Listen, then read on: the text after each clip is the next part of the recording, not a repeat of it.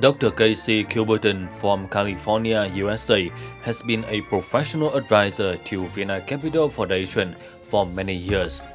He has 30 years of in-depth experience in pediatric cardiology. He is the co-founder of MD1 Wound, which connects medical professionals around the world with expertise and philanthropy. Dr. Casey first came to Vietnam in 2005, and during the past 15 years, he has trained and updated advanced knowledge for doctors of National Hospital of Pediatrics, Hanoi Heart Hospital, Medical University Hospital, Children's Hospital 1 and Children's Hospital 2. Casey's trips to Vietnam are sponsored by himself. With in-depth knowledge about cardiovascular care for infants and children, this doctor has supported Children's Hospital 1 and 2 surgery for more than 20,000 children with congenital heart disease.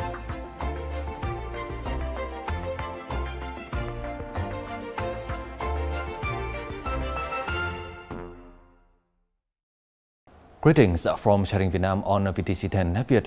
In today's program, let's meet with a cardiologist from California, USA, and he's Dr. Casey. So thank you, Dr. Casey, for joining our program today. The first question is, what is the reason for you to choose Vietnam to visit and support the cardiovascular treatment capacity here?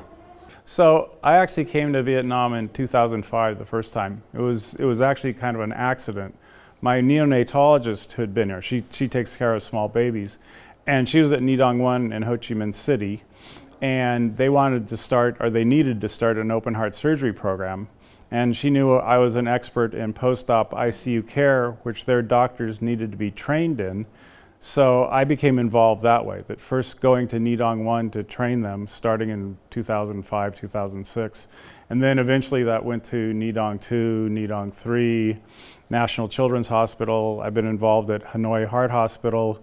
And now, more recently, I've been involved down at Da Nang Women and Children's Hospital. So my goal is to develop cardiac surgery programs in South Vietnam, Central Vietnam, and then North Vietnam, and have those centers of excellence that kids can come to and their parents and get excellent heart surgery and results.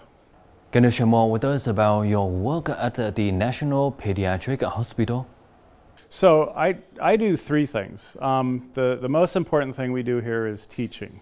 So I teach the younger cardiologists skills they need, examination skills, especially echo skills, how to make diagnosis by ultrasound. And then the surgeons, I help them in terms of deciding which surgeries we're going to do and evaluating children for surgery.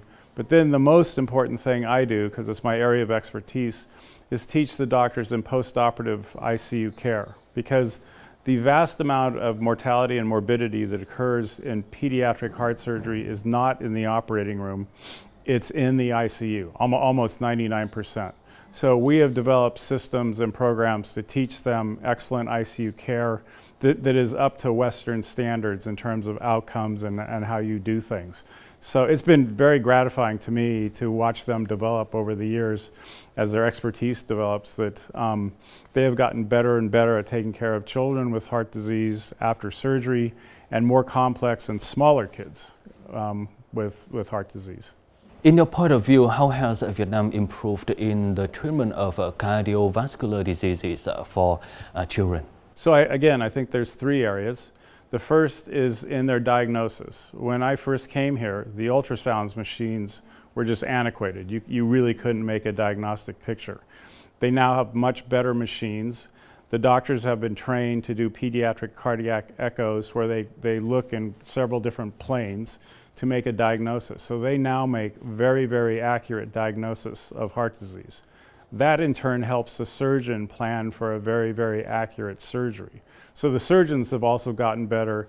As the cardiologists have gotten better in the diagnosis, the surgeons have gotten better in refining their skills for heart surgery, especially in smaller kids like neonates. And then again, the final component of that is the ICU doctors. We have taught them skills of how to take care of patients post-operatively. And it's very detail-oriented, it's very organ system driven so that no details are missed, because like I said before, that's where we know a lot of the mortality and morbidity occurs.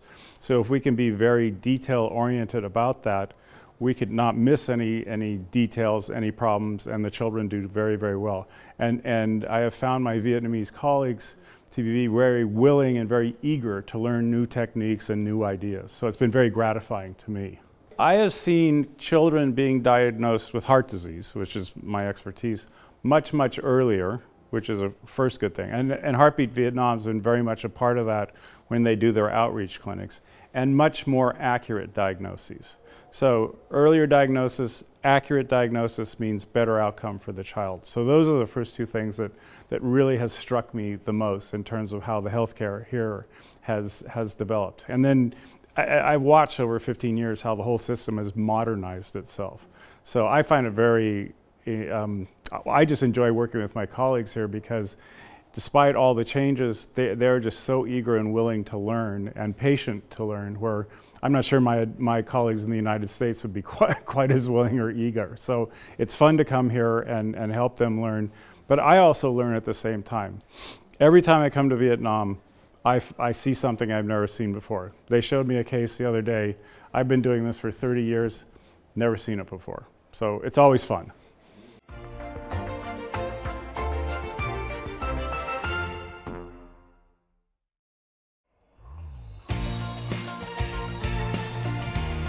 According to statistics, 1 out of every 100 children born has a congenital heart disease. It is estimated that every year in Vietnam, there are about 16,000 newborns born with birth defects, of which about 7,500 need surgery.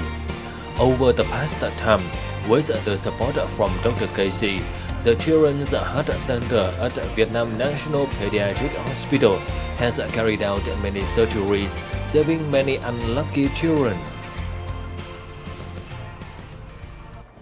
Với cái sự giúp đỡ cũng như là đồng hành mà không biết mệt mỏi ở trong suốt cả một cái quãng thời gian dài vừa qua ấy, cũng riêng đối với cả bác sĩ Casey ấy, thì cũng phải đến hơn 10 năm, gần 10 năm nay rồi ông ấy đến và giúp đỡ cho những cái hoạt động chuyên môn của trung tâm. Thì thực sự là chúng tôi cũng đã làm được rất là nhiều những cái kỹ thuật mới cũng như là kỹ thuật khó, và đảm bảo được cái quá trình là chăm sóc và điều trị cũng như là hồi sức cho các cháu nó toàn diện, góp một cái phần mà không nhỏ để mình có thể nâng cao cái chất lượng chẩn đoán cũng như là điều trị cho các cháu bé mắc bệnh tim bẩm sinh ở tại Bệnh viện Nhi Trung Ương, cũng như là chất lượng chẩn đoán và điều trị của bệnh tim bẩm sinh ở trên toàn quốc.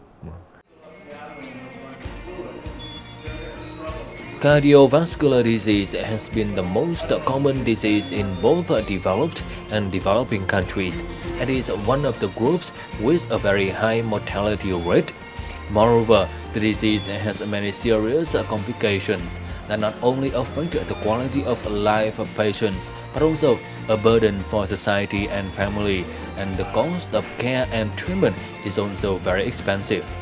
With efforts in international cooperation, especially with the charitable support of Dr. Casey, it has helped reduce the worries and burdens for families with congenital heart disease, and above all, improve the capacity of general pediatric cardiovascular treatment in Vietnam.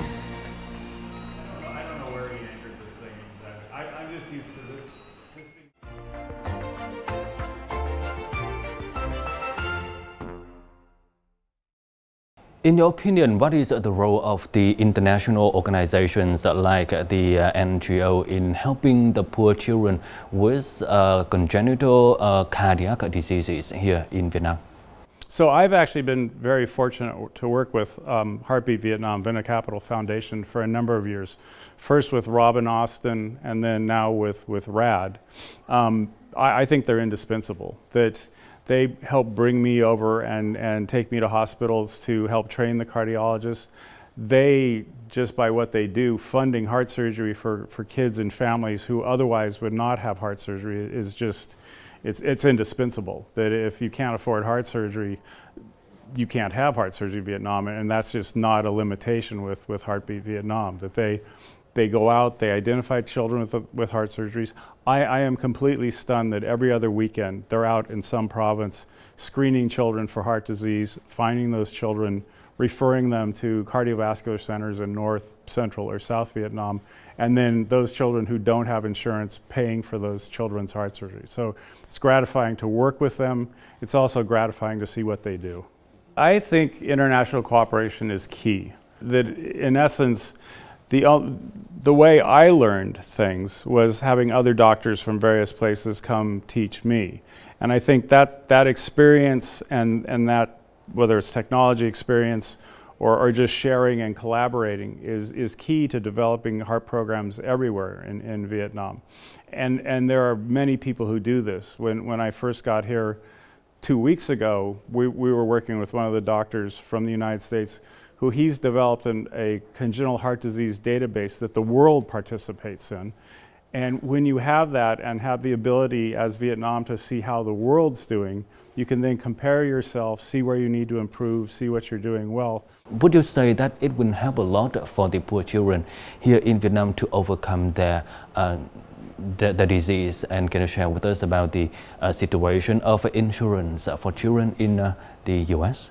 That being said, no child is turned away from any center if they need heart surgery. What I have found quite interesting and gratifying here at Vietnam is I think it's around 6 years or younger, the vast majority of those children are taken care of. Those that are older than 6, I've been very fortunate to work with Heartbeat Vietnam to identify those children who need heart surgery. And I think it's complicated. I think every child should have insurance, United States, Vietnam, anywhere. No child should be denied a heart surgery because somebody can't pay for it. When I first got here, I could walk up the stairs and there would be a child, an 8-year-old, sitting on the stairs needing a simple heart surgery, but the parents had no money. That's where I got involved with Heartbeat Vietnam, that we found the funding. That child got heart surgery right away, and he's fixed today and doing very, very well. In the near future, what is your plan to support the pediatric cardiac center, for instance, in the field of international cooperation?